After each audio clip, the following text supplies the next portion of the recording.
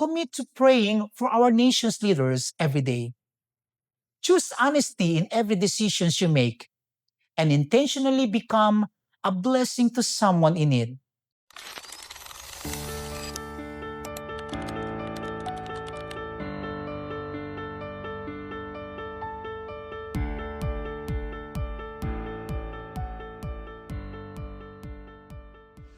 Hello everyone, welcome to our daily manna. Last week, Publicus Asia Incorporated released the 2026 Pahayag Second Quarter Survey conducted on June 28 to 30, 2026 with 1,509 respondents.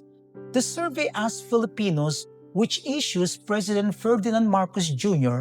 should focus on.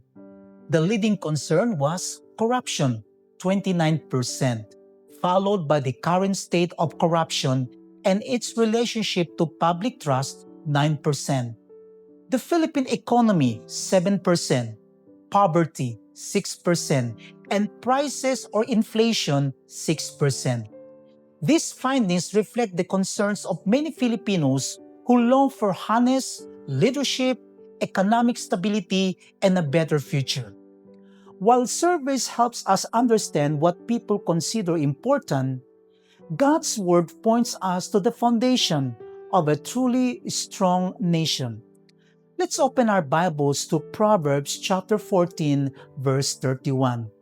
It says here, "Righteousness exalts a nation, but sin is a disgrace to any people." May the good Lord bless us upon the reading of His holy word. The survey reminds us that corruption remains the greatest concern of many Filipinos.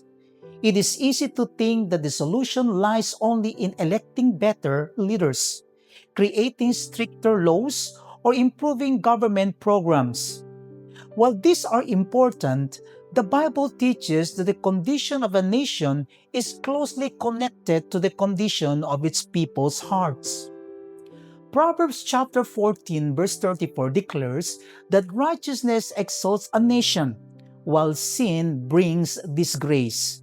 This means that lasting change begins when people choose to honor God in their daily lives. Corruption does not begin in government offices. It begins whenever people choose dishonesty over integrity, selfishness over service, and personal gain over what is right. In the same way, righteousness begins with ordinary people who decide to obey God in the small things.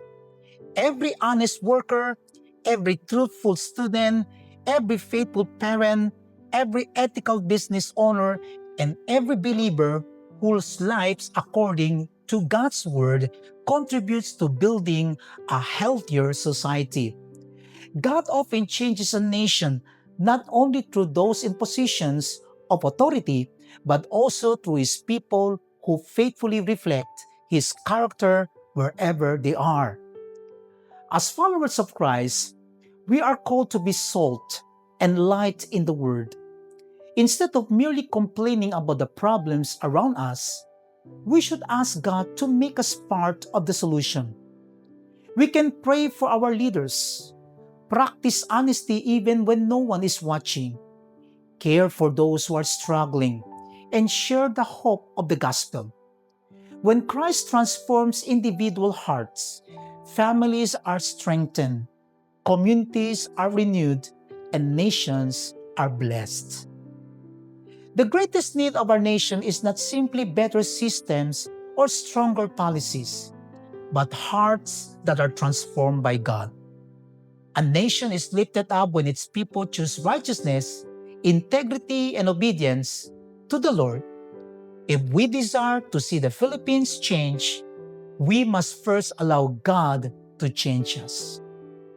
This week, ask yourself whether your life reflects the righteousness that God desires.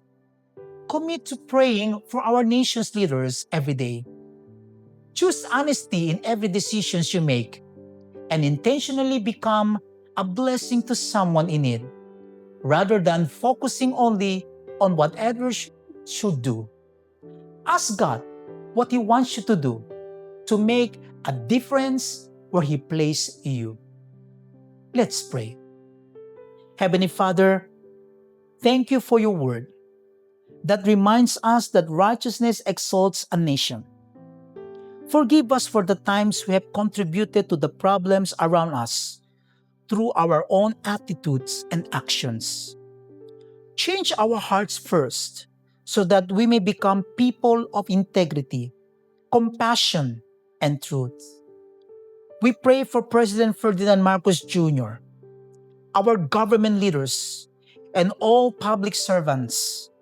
Grant them wisdom, humility, and courage to lead with justice and integrity. May your will be done in our nation, and may the Philippines bring glory to your name. In Jesus' name we pray. Amen. Surveys can identify the greatest concerns of a nation, but only God's word points us to the lasting solution.